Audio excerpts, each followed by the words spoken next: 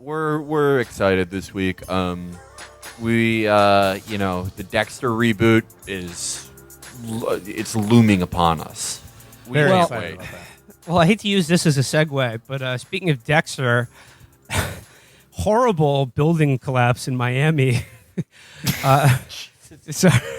That's a hell of a move there. Oh my God! Put sick Dexter on the owners of that condo, I would say. Yeah, the American Grenfell happened in Miami. Yeah, no, it's Yeah. it's horrible. Probably 150 people dead. Not much to say about this one, other than if thoughts and prayers, if you believe in such a thing, for the survivors, actually there are no survivors, but for the families and the people working in the rescue effort rather. Just one thing from the story though that stuck out at me in the New York Times is it said that Floridians and viewers around the world were stunned by the suddenness of the collapse. There were warnings as early as 2018 of major structural damage that needed to be addressed, according to emails between a contractor and the condo's board. In those emails, which the city of Surfside has begun releasing, the engineer urged the board to repair cracked columns and crumbling concrete and estimated it would cost about $9 million. As of the collapse on Thursday, that work had not been done, but the board had taken out a loan of about $12 million to do the work. And I'll just say, on this regard, morality aside here, this does seem to be a sort of a microcosm of, the way our economy and country works. Like we've talked about this before, like the morality or the intentional incompetence or malice of the people on the condos who didn't do the work aside, just probably because they wanted to save money or they couldn't make a profit if they did it. The input of individual human actors, you can take it out of the equation, but in all circumstances, if there is a choice to be made between spending money that's necessary to ensure the health, life, and safety of human beings and not doing that and making money, then which one is going to win out. And like I said, this is not a moral condemnation of the people involved, although you can certainly make with that as well if you like. I'm just thinking more around the sort of algorithmic inputs of the way our society and economy functions make it necessary for things like allowing the cracked foundation of a condo to continue and eventually collapse in the middle of the night and kill probably 150 people.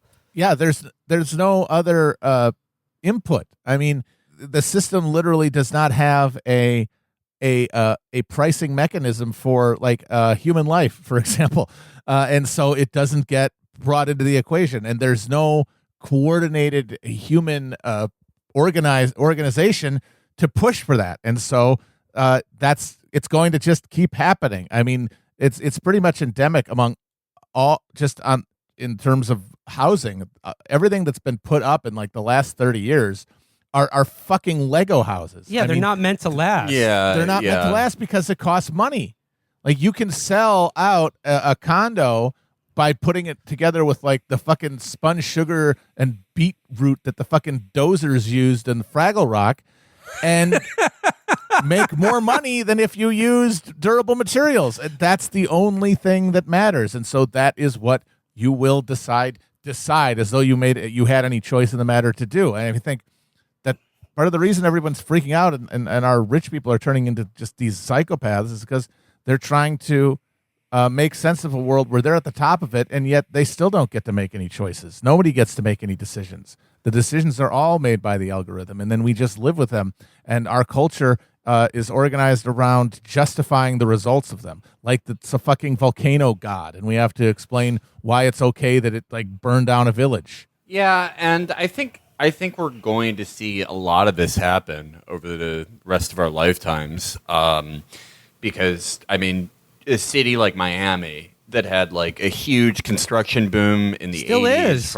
They have a huge construction boom going on right now. Yeah, and the one in the 80s, a lot of that was cocaine money laundering. A lot of it was related just to the rise of the more credit-based economy of the 80s that we have now. And it sort of coincides with, how we always talk about the futility of being the mayor of a large American city. Yeah. Because it's on autopilot. you just have to keep making these shitty buildings so like there's some sort of economic function. It doesn't really matter if they're bad or are going to collapse in 40 years or not, or even collapse in 10 years. It just how it's going to keep going. And I think, unfortunately, with this constantly happening, I think there's a real possibility we have to look at that.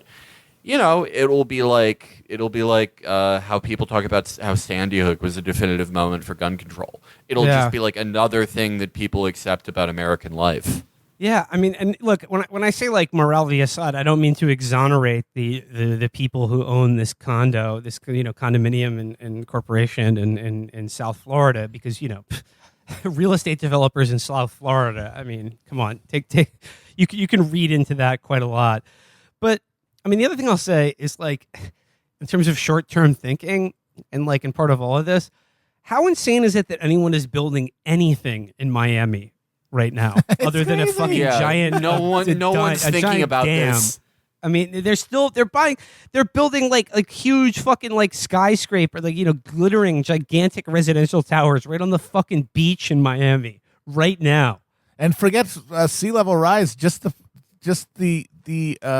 the rising water table is literally eating the foundations of these buildings like fucking termites.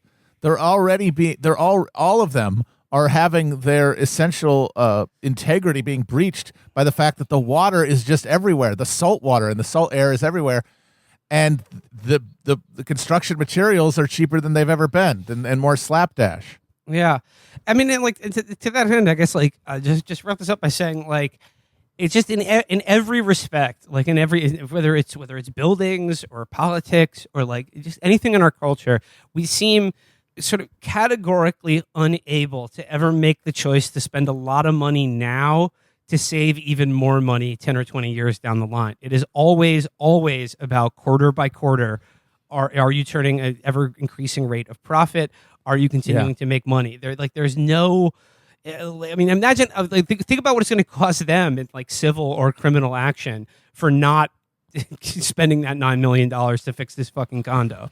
Well, there's always in capitalism that maximalist drive towards the short term that defines it. But it's always usually it's balanced by the fact that these institutions are being operated by humans.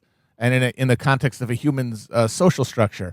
And it is those human institutions and that human investment in them that militates against that and says, hey, maybe we pull some aside for a rainy day. Maybe we address this thing even though it's not profitable in the near term. But that element truly is a luxury that we sort of got used to. But once you reach a point of like a crisis of profitability, which has been going on in capitalism for the last 40 years and has only gotten worse in the last 20, you can't afford it. Yeah. If you're in these machines, which are not accountable to any like democratic intervention, because all of those mechanisms have rotted away. The only way to keep the lights on is to think in the most short-term way possible, and so. There, unless you actually, change the algorithm, and that will require human intervention. Then all you will get is accelerating short-termism until you are doing things that not just are going to cause a disaster, like in the imagined future, are going to destroy things like a year from now, but you still have to do them. Because they're the only way to keep the system going as it currently exists. I mean, our healthcare system is a perfect example of this. I mean, we know that it costs more for like the American taxpayer and like just general deficit to our society at large. It costs way more money than the trillions it would cost to have a public health insurance system, our electricity and transportation infrastructure. That's going to take trillions of dollars so that they can be functional within the next 10 or 20 years. And it's not going to get done. I don't see anything on the horizon for the reasons that we've discussed. So I think we're just going to I don't know. I'm not saying resign ourselves to it, but just be aware that like the bill is coming due on the last like 30, 40 years of this kind of like slapdash, quick profit thinking on the things like that we take for granted about having a roof over our heads, or like electricity. Like, look at what happened in Texas with that cold snap, having heat, just having roads, or the ability to use like a rail system to move large amounts of people in and out of cities where they have to work.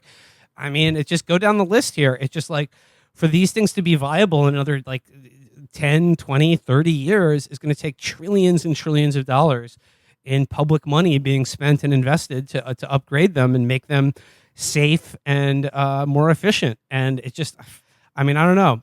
I mean, like, I know there's this big infrastructure, bipartisan infrastructure bill they're working on now. I hope it will do something to ameliorate the coming bridge, tunnel, and building collapses that are seem to be populating our future.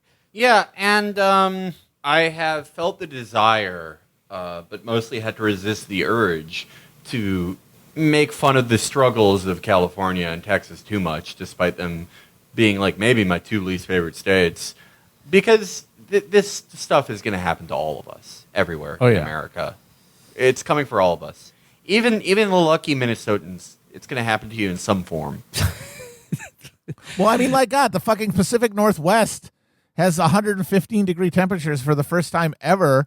Like that it's there now, but it's going to be somewhere else in the next month and somewhere else next summer. I mean, it is just going to be rolling and compacting catastrophes. It's 108 degrees in Spokane today. Yowza. Normal. Yowza.